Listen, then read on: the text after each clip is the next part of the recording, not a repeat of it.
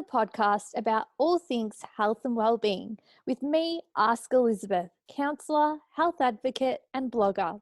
Join me as we get to know these guests and learn about how they implement health, wellbeing, and self-care practices into their lives. Welcome to Unearthing Wellbeing with Ask Elizabeth, where our greatest wealth is health.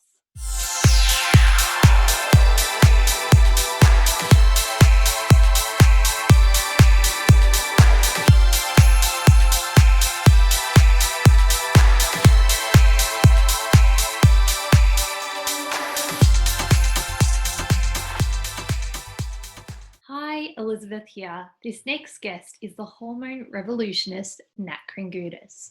You may know her as an author, podcaster, or practitioner. I had the honour of having her on and we spoke about all things hormones, including the launch of her new candle inspired by Gwyneth Paltrow called Does Not Smell Like Vagina. We had a good old laugh and it was very educational. So I'm pumped to share this with you all, and I really hope you enjoy the spectacular Nat Kringoudis.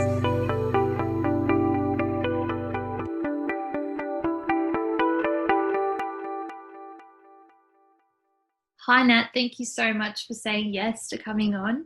I hope you're well. For those who don't know you, tell us a little bit about yourself.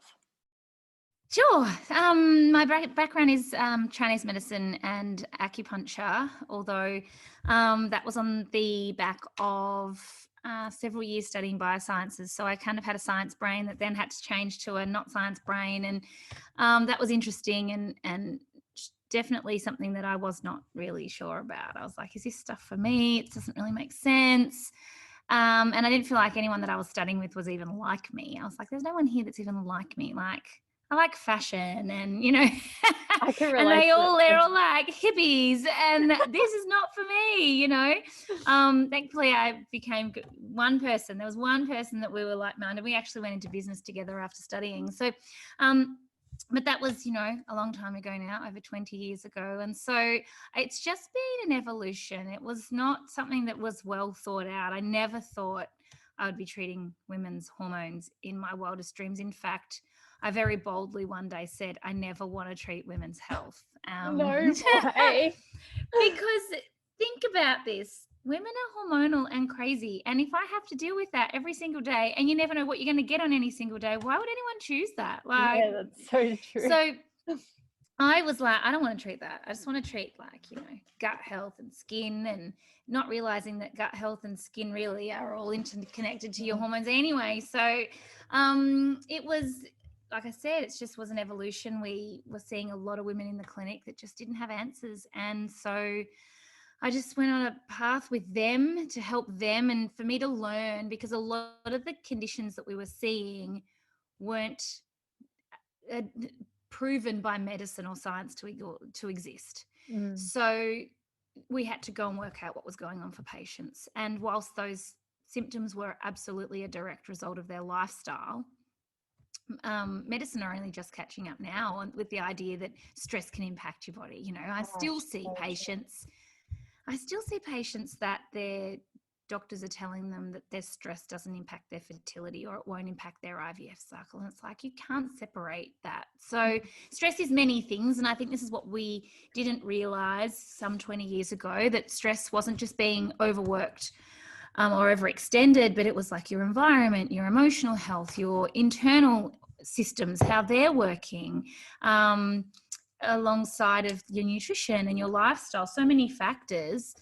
And I think now we appreciate more that, yes, okay, nutrition, lifestyle, getting enough sleep, drinking enough water, we appreciate that side of it, but we kind of don't go beyond that. And we are afraid to look at, especially our hormones, because we just don't understand them. So we just throw it in the basket of hormones, but what does that actually mean? And if we could understand that more deeply, I think we could have a deeper level of appreciation, and B, we'd be able to work out what our symptoms are telling us as clues. So that's really the evolution of my career, then branched more out into books, and that all was a result of me just talking too much, really, I think, and talking to everybody I could, and finding different ways of sharing the information, whether it was, online TV, or before anyone was even doing online TV, we were doing online TV. So, it's just always been another way to package up the information so that it can resonate with different people at different times. That's the best. And I think that what you just said resonates with me so much, because I come from the background of psychology and counseling. And when I was going through university, there was a lot of the same experiences. And I'm just like, this is a bit awkward. Like, I'm going in basically just to learn and complete my tasks. And then I'm going out socializing with other people, because my two worlds didn't really align. But like, now that I've graduated and I've started Ask Elizabeth, the website, and I guess the social media part of it, the brand that you are. Yeah. I think everyone's going to have a different opinion on things, and we are constantly learning. So at least we can now like expand it, and the joys of social media, now we can actually spread our knowledge across different platforms. So I think it's really special. Totally. And I think also what the best thing to take away from that is that your people are going to love you because you're you. The fact that you went and studied what you did, and even though you didn't feel like that was where you fit in, you went to go learn and leave. You weren't there necessarily to hang around with these people. You don't necessarily have to resonate with them, but that makes you you. So that when you go out into the world and you are, sharing your knowledge and helping people, the people that want to hear that are your people. So, there can never be another me, and there can never be another you, and you're going to attract the exact right people that need to hear what you've got to say. Doesn't matter. The rest doesn't matter, I don't think. And so I didn't need to look like the others. I didn't need to be like the others. I didn't need any of that. And I'm still very much like that, even in the Chinese medicine community. I'm not in the clique. I just do my own thing. Not that I don't want to be. It's just that I just am not. It's not a conscious thing of me going, oh, I don't want that. It's just not me. Yeah. So, and that can be difficult too in an industry as well, because there often is a clique and there often is a place for everybody to be. And then if you're outside of that for whatever reason, you can be seen as an outsider, and that's certainly not your intention. It just comes back to you at the end of the day. The rest doesn't really matter, but it takes a long time, I think, to realize just that, especially when you're starting out as a new practitioner. Yeah, so true. And I love that, like, you've not only got the hormonal expertise, but you've dabbled in like the Chinese medicine and the acupuncture, which actually is so important to realize that they all combine together and they all play a role. So the fact that you've got so many areas that you've got expertise in actually helps your clients so much more. Totally. And this is the thing too, the one thing I guess you can't ever buy, and it's so cliche, is experience. Yeah. And so showing up every day and learning something new. What can my patients teach me? What am I learning? So that, if you keep doing that over and over and over again, there's times where patients will sit down now and I'll just look at them and I'll know what we need to do. Yeah. Sometimes I'll be walking through the supermarket and I'll say to my girlfriend, I need to fix that girl's ovaries, the poor thing. And they'll be like, come on. And I'm like, you can just see, I know that's what needs to happen. Or, yeah. So, I think that is something we take for granted as well. I really do. I think we know it logically, but do we really think about what that means as we grow and as we continue to learn as practitioners? And I think the other thing that I used to always feel like I needed to know everything as a practitioner. What happens if I didn't know something? What happens if I couldn't answer my patients' questions? Did that make me look like a average or less than average or inexperienced practitioner?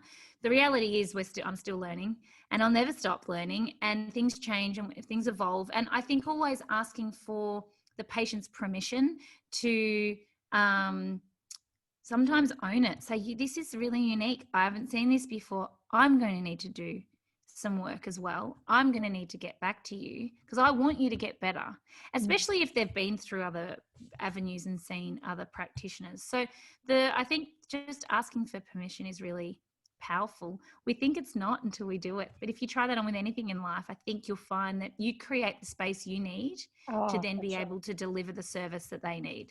Yeah. And I think that's so special because you're showing them that not only have you got these three factors that I think are really, as any counselor or anyone would know, congruence, unconditional positive regard, and empathy. So you've actually got those, and it's a different like kettle of fish altogether. But the fact is you share that like with me, with other practitioners, and it's so special to see because you're actually being honest. And like you said, we're always constantly learning. And I think if you're not ready to do that, you're not going to go far in life because no one knows everything. No, and we're also humans.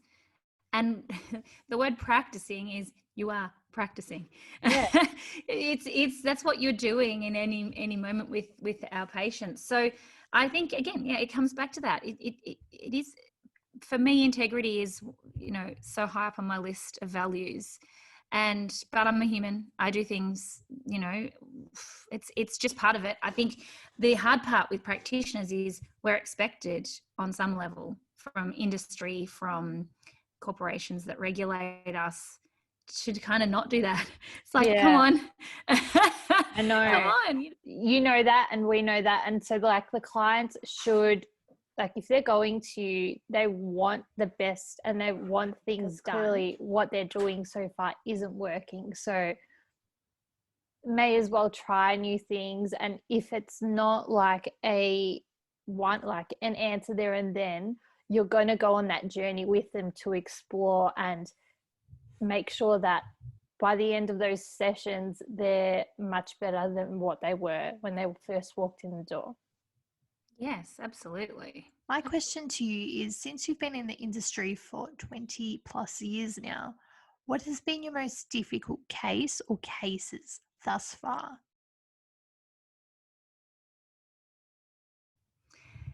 I don't think you can ever be prepared for the cases that are going to really impact you. Without going into a lot of detail, there's been cases where, because I haven't had fertility issues, my hormonal issues are long gone. I feel like, I was the 19-year-old on the bathroom floor vomiting from pain from my period and just hating on my menstrual cycle, but I was really unhealthy and I didn't make the connection between health and periods at the time. I didn't even know that. It wasn't even a thing. So, okay, I had my moment where I pivoted and I worried about my health and everything else got better and never looked back. And then I studied and, so there was never I'm doing this because of that. It was the patients that were coming in so frequently that led me to what I do now. So I never had that, Chinese medicine saved my life, or, alternative therapies got me to where I am. Well, they did to a degree, but my point is that the patients that have really stood out are the ones that are closest to home. And even just recently having experiences where I can hand on heart say a patient's story that has been so similar to my story has actually been the best therapy for me. And to walk away from a consultation, and I know I've helped them, but they have no idea how much they've just actually helped me. Yeah. And that doesn't happen that often, like I said, because they're coming for generally a reproductive or a gynecological issue. But when they've come in and their hormones are out of balance because of life circumstances, which have been similar experiences to mine, wowza. I guess a couple that I could share, because it's obviously confidentiality and whatnot, but there was patients that I started seeing that I wasn't prepared for that were wanting to have babies but they had the challenge of one of their partners having cystic fibrosis, or generally the male, but they want to do IVF to cut that out. I have a son with cystic fibrosis. So that was like the first time that happened, I was like, wow, I wasn't prepared. I actually wasn't prepared. And we get patients to do an onboarding consult form. So I know what I'm about to see. Yeah. And even though I had read through that and I had prepared myself, there was the reality of what I was actually treating fully hit me. I was like, this is actually my reality as well, and I hadn't thought about, it's not mine, it's my son. It will be my son's reality. He will need to do the same thing that I was helping these patients or helping to facilitate for these patients. So I would say that was something that really hit me. It's more the emotional side of things that really do stand out. Yeah. Patients that might have lost babies during birth, things like that I really go, oh gosh, I haven't lost a child, but being a mother and the thought of losing a child, those sorts of things. So they're probably the most standout cases. There are some other really wacky standout cases as well, where, women's periods have returned after 20 years after car accidents, where against all odds they shouldn't even have a period. Things like that have happened for sure, but I don't think they were as standout for me, because I am so also really invested in emotional health for patients. That for me is the icing on the cake. And I think that's like really important to note, because as you said previously, if your health isn't at your optimal, like everything else has a domino effect. So if your emotions are all over the place, you're going to have other issues pop up along the way. And I think it's really beautiful that you've mentioned how the cases that touched you the most were the ones that hit close to home, because I think in a lot of cases, they are what kind of stick with you for life. And I think if I'm going to compare it to my experiences as a counsellor, those are the triggering points for me, which I try to avoid, but they're the ones that help you become a better practitioner or a better person and help you grow. So I think they're Totally. really I mean, even I would say we were taught to not over empathize with patients. I can't tell you the amount of patients I've cried with based on, and how therapy, that to me, we were always told no. We were always also told you never apologize, you never say sorry, you basically need to be a screen, and to a degree you have to protect yourself, yes. Yeah. But if you're an empath, having empathy is just going to come naturally, and so many practitioners are empaths. So you can't be what you're not. Like, you have to be truly present and able to do the work in your own innate way. You have to also intertwine that empathy. So that's hard too. That's a learnt thing, and I would say that early on that didn't happen for me either. I was a brick wall because I had to be, because I was told that that's what we do in this industry. We have to protect ourselves, and you can learn to protect yourself in other ways, I think, and still be able to really facilitate what patients need. There's not one way to do anything either, and I think we just continue to learn and evolve how to best show up for our patients. Yeah, I like that. I think with that, you were saying how rather than not being an empath, and I guess dealing with all of those, the roller coaster of emotions and whatever else you're experiencing with those patients, how do you mentioned that you deal with them in other ways. Would you like to expand on that? Yeah, sure. I think early on I learnt quickly that I needed to set an intention of what I wanted for the patients as a means of protecting myself, so that I wasn't necessarily absorbing, especially negative energies that can very much happen. And I think all new practitioners can relate to that, definitely, where you feel like you've had the living daylights zapped out of you by just one person.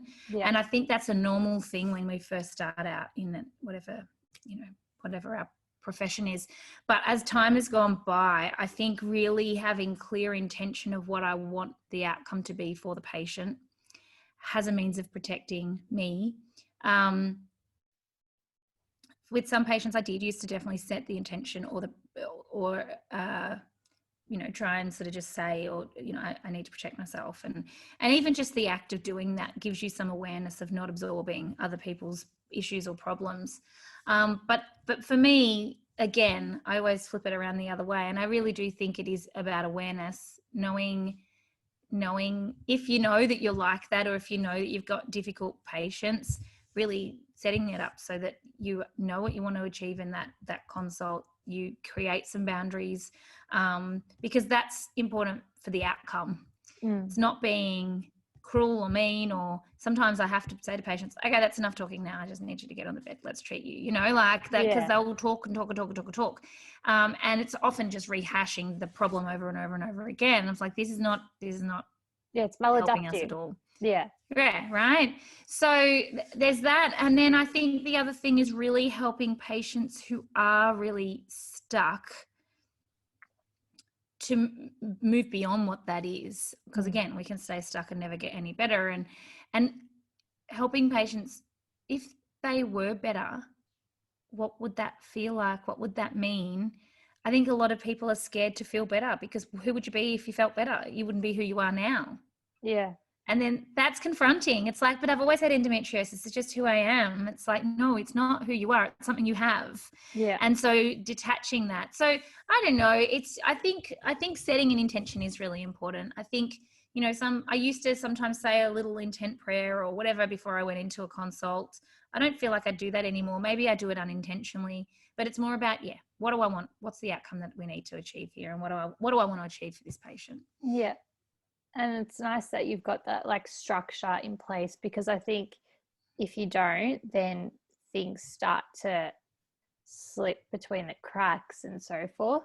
And it's funny you said about the endometriosis, because I have adenomyosis, which is the internal, all about it, internal endometriosis. And for years, I was going from different pills and different practitioners and wondering when this would ever end.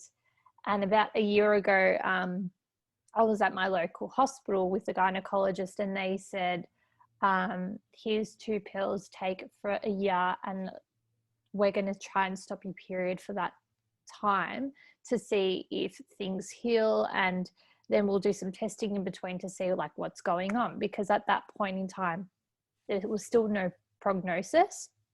And about 6 months ago, I got the prognosis of the endometriosis. And I'm just like, well, finally, there's a name to explain all these symptoms, and it's not in my head. I think, although you say that having a diagnosis like that, it's not who you are, it's what you've got. It also is nice to know that there is something going on and to name it, because then it's an explanation for the symptoms that you're having and the way you're feeling and so forth.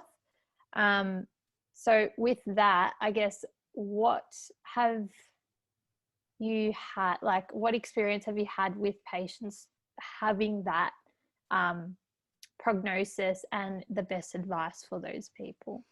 Yeah, I think it's really important what you said. A lot of people want the diagnosis, which is so fair. However, what I think we need to realize is it doesn't change anything, because your symptoms don't change. You don't change. It's exactly the same. So why I think it's important to talk about that is I will have patients that will come in and have all the symptoms. I know that that's what it is. Yet they don't, because they haven't been given a label for it. And then they can sit in my office 2 weeks later bawling their eyes out. And I'll say, it's okay. Nothing has changed just because you have a name for this. And it's a diagnosis as such. Doesn't change anything. Yeah. And we still have to treat the reason that this is happening for you. And that's where I think modern medicine falls short, is it doesn't treat the reason, it just tries to stop the problem from continuing to occur. And so this is why it becomes problematic, is you never really get a solution. And I'm not saying you shouldn't do those things as a part of the solution, but thinking that that's actually the end point is the problem. That's the starting point. The diagnosis and the pills are the starting point. The long-term solution is starting to look at, why is my body doing this? Rather than also, why is my body failing me? what is my body trying to tell me? Because period pain, excruciating pain, whether it's at the period time or any other time, is not normal and should be looked into and should be absolutely treated. Yet as women, I think the problem also is it's just accepted that we have pain. Yeah. There. But nowhere else. If you had pain anywhere else in your body, you would go and get a diagnosis quick smart. For some reason, we still second guess this. So I think it's about looking at a few things. Why is this happening? What can my history and my mother's history tell me? Because chances are she's had issues as well. And we haven't just thought long and hard enough to go, oh, do you think genetics might play a role here? And even if your mother doesn't have symptoms, it doesn't mean that she's not predisposed. And I think that's a bit tricky, and that's another conversation. But especially if your mother does have a known condition, chances are you'll have it too. Yeah. At some point in your life. So if this is you and you're hearing this and you are in great health, you don't have any symptoms, but your mother has X, Y, or Z, it's so important to start to do whatever you need to do to make sure that you never tip into that same place of living. It's all triggered by stress. So as we said before, add enough stresses, it'll flick switches on, and enough of those switches turn on the symptoms. So we have to flick the switches off to start to back things up, to start to recover from these conditions. You can't heal from it because genetically you're predisposed, but you can untick enough boxes so that you don't have enough factors turning on what's making your symptoms be there. And so recovery is living without evidence of any illness. Doesn't mean you're not predisposed. Doesn't mean if you don't add enough of those factors back in again, it's not going to come back. It's like eczema or acne or whatever it might be. You know, eczema is a great example, I think, because a lot of us have had it as kids and it's gone away, and then it comes back when we get really stressed and have a poor diet and, you know, burn the candle at both ends and tick enough boxes to make it come back out again. So I think that's what we need to look at. We need to look at, okay, how can I live my life now? Because if it's debilitating and, you know, there's a week out of every month that I can't get out of bed, then I need to use the short-term solution of uphill. But beyond that, do I want to have children one day? Do I want to, I mean, it extends beyond children. It's actually about long-term health, which extends to every level of health, internal, emotional, external, all of that. And realizing that the hormone imbalance, just because it presents as excruciating pain at the moment, doesn't mean that other symptoms won't creep in if we don't address it. And that's so true, because I think at the start of this year, I started on the program Body by Finch, which is where I first got introduced to you by one of the live chats, and your talk was so mind-blowing that I was like, oh my God, I need to do all these things and I need to do it fast. Because that's good. Yeah. And you actually definitely, from that talk and from other conversations I've had with you, I actually have transformed like my body, and I think it's played a big role, because I think what you were saying about what you put into your mouth, your stresses and everything else does play a big role. And even if you do have the prognosis of endometriosis or any other hormonal / endometrial, I guess, problems, issues, then like that doesn't really change. It doesn't have to impact your life so much so that you're in pain every day or whatever else. And I think from your advice on taking the mix of, it was flaxseed, psyllium husk, chia seeds, and slippery elm. Yes. Slippery elm. Slippery elm. I've been taking that every day, 1 teaspoon in my hot chocolate. And my God,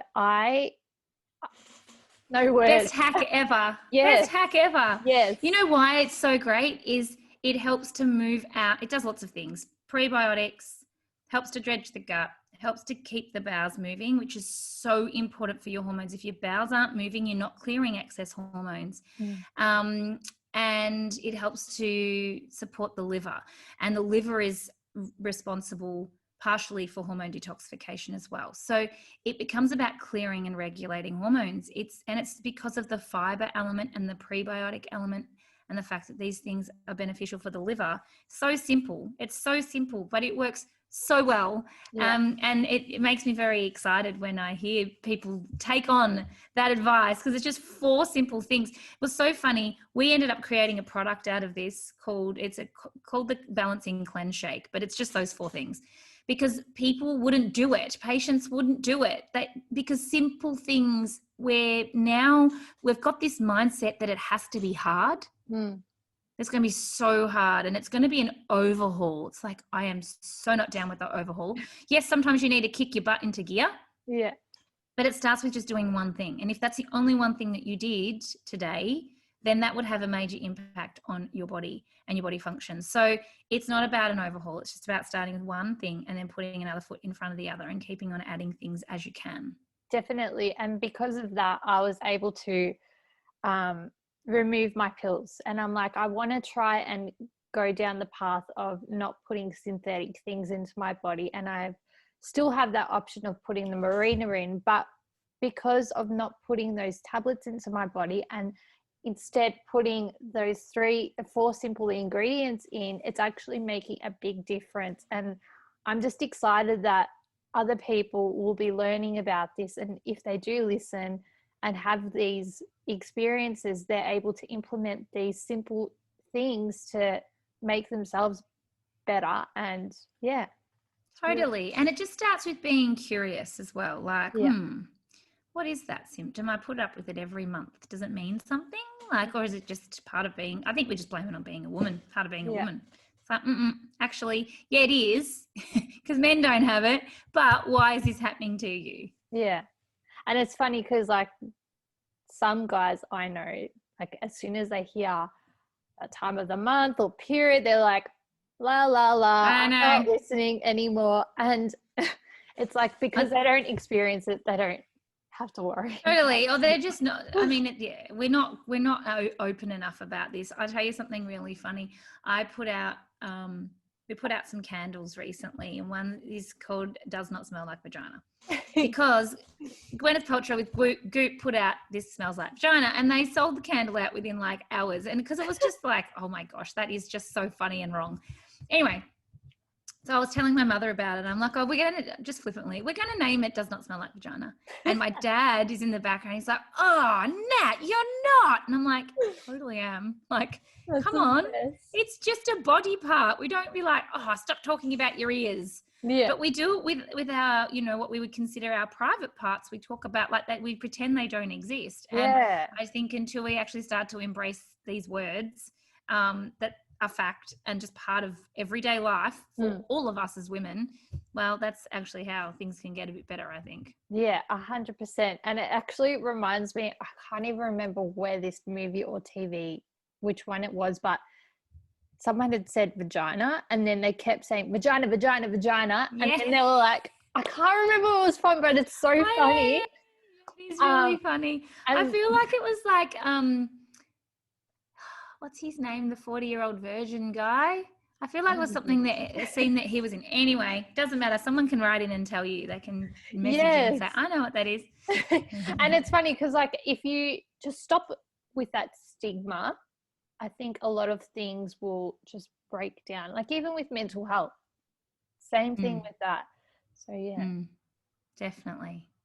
I guess with all that, like you've got a very busy schedule and you've got different things going on for you. How do you balance all that with everyday life, being a wife, being a mother, and everything else that comes with that?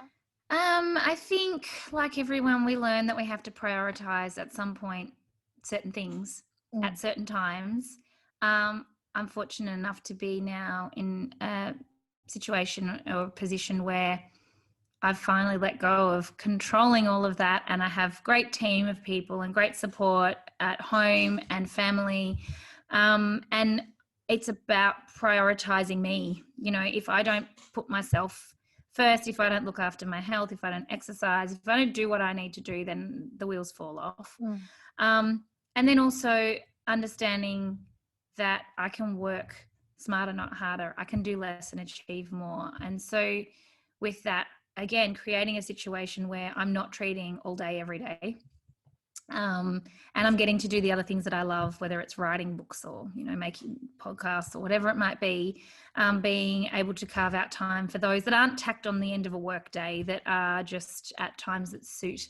And I think that's really important. If you look at anyone who looks like they're doing it all, they're not doing it all. They're actually doing far less than most, because they're prioritizing themselves, their health, and putting that as the primary focus, so that they can get everything else that they need to do done. If we're not operating from a place of health, we just don't get it done. We don't. We're tired, we're unproductive, we spend too long focusing on things that don't matter. So I think that that's very important. And again, it comes with time and experience. And I did the hard work, you sat there, and I did those Saturdays, long days, evenings, all of that for a really, really, really long time. So there is definitely a point where you have to stop and go, hang on, I chose this career so that I had flexibility, so that I had the liberty to dictate a lot of this. And I've let it dictate me for so long that now it's my turn to change that. I love that. That's really nice. And it's good that you sound like you've got everything, well, most things in line, that you're ensuring that you're having your self-care, you're preventing a burnout and everything else. So kudos to you. Absolutely. But, there has to be, I think you learn the hard way, as always with everything in life. You learn the hard way. And so, there's been the last, you look at everything in 7-year cycles, and I have to say the last 7 years have been particularly challenging, but you just pivot and you make it work. And then knowing that you are now setting up for the next 7 years because you've done the hard work as to what comes next. So I think that we're at the end of I think everyone feels like they're at the end of a fairly full-on time. And so now we're getting to choose. And I think now's your opportunity. If you haven't done that, now is absolutely an opportunity to do that. Definitely, especially after 2020. Like, we're in Melbourne, and this year's just been I had someone send me the other day, they referred to it, and they used the poo emoji, a sinking pile of poo emoji. And I'm like, it's really true. That is so true. Accurate as, oh my God. But I think, although it has been shit, plain and simple, for a lot of people, some worse than others, I think some people can agree with me that it's allowed us to grow and work out what we want in our lives and what we're going to put first. Yeah. Definitely, 100%. Really nice. I guess just turning it upside down and looking at it from the bright side is really important in these times. Totally. And I don't know about you, but my experience at the moment is everyone's nicer. Everyone's got a little bit more patience. Everybody is smiling. It's just, there's been space created, and it's unfortunate as to how it came about. But if you can look at this now, what we're experiencing, we feel better. And I think, we've definitely had to evolve and grow, not just individually, but as a community. And I think that's really important. So I think that that's a good thing that's come out of all of this. Definitely. And what are your, going back to self-care and stuff, what are your self-care top 3 things that you do for yourself? I've really, and it sounds so cliche, but in the last couple of years, I've resisted any type of meditation, all of that. I'm just like, it's just not my thing. I can't do it. I'd rather go for a walk or, read a book but I've finally realized how important that is for me. And so I think the other thing too is making that work for yourself. I kept thinking my version of that needed to look like everybody else's version of that, that I needed to get up in the morning and have my lemon water and then sit down and blah, blah, blah. And I'm a mum of 2 kids, and I don't know what any given morning's going to look like. I could be pulled out of bed by a child, or have my eyeballs, my eyelids open by a 7-year-old, or I could be screaming at them to get out of bed at 8 o'clock. I just never know. So I've now adopted little bit of a regime where I actually do get up. I do check emails straight away because I do a lot of work in the US as well. So I want to be able to get onto those before anyone finishes work for the day. I get the kids organized, lunches, blah, blah, blah, myself organized. And then I actually, once the kids go to school, I have a time between 9 and 10 that I do my absolute best to keep for myself. And that is when I'll sit and I'll be quiet and I'll do my meditation and journaling or whatever I need to do. And that it isn't a long practice, but I allow an hour for it, and then I just faff around for an hour of the rest of the time. And then exercise. I know that's been particularly hard in Melbourne COVID. I have my bike here next to me in my office. So that's been a savior because I had to try and think about what is it that I would like to be doing if I can't be doing what I would normally go and do, which I love CrossFit and lifting heavy things, and so I haven't been able to do that. So I also know that the bike is something that I would do, so that gets thrown in the mix whenever I can, maybe I don't know, 4-ish times a week depending, and so that's something that I also do. And then I do my best to actually shut down and get home, depending on what day of the week it is, whether it's picking the kids up from school or working a little bit later. But I definitely try and have that time when I get home where the laptop's closed and I'm dedicated to the kids and whatever, up until they go to bed. They're getting older now, so that's actually, you've got to really practice that because they're not needing you as much. So then it's like, well, what would I be doing if I could do whatever I wanted to be doing in this time? So it's difficult at the moment, I guess, because it doesn't look like it ordinarily would, but I guess they're the things that I do currently do that I know really help me be me. And that's nice because you're still implementing that, although you've got everything going on for you, and like you put that time, you basically put that in your schedule.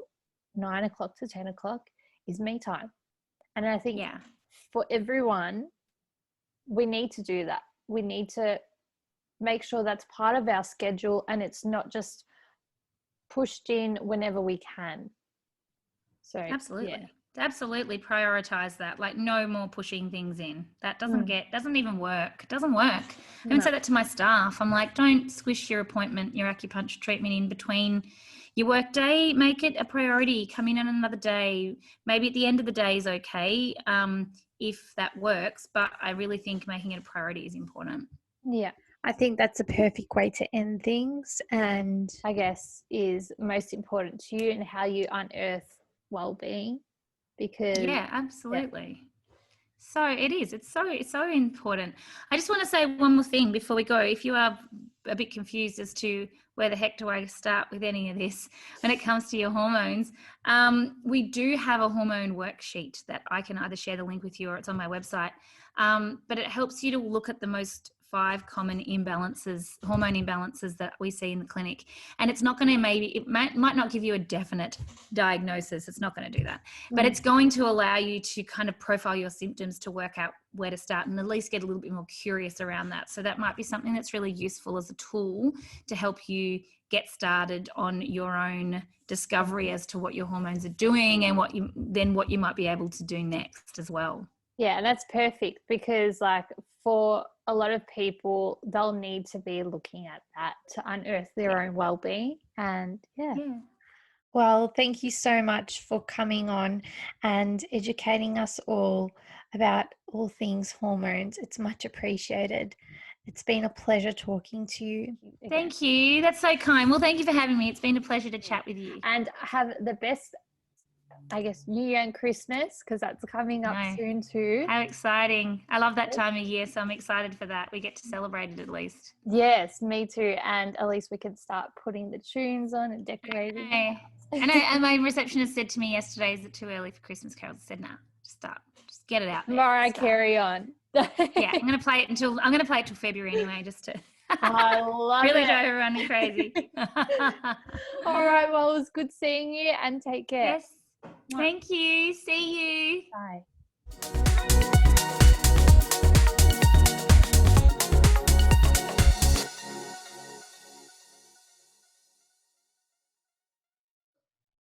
I hope you enjoyed listening as much as I loved recording with Nat and laughed out loud at the mention of vagina.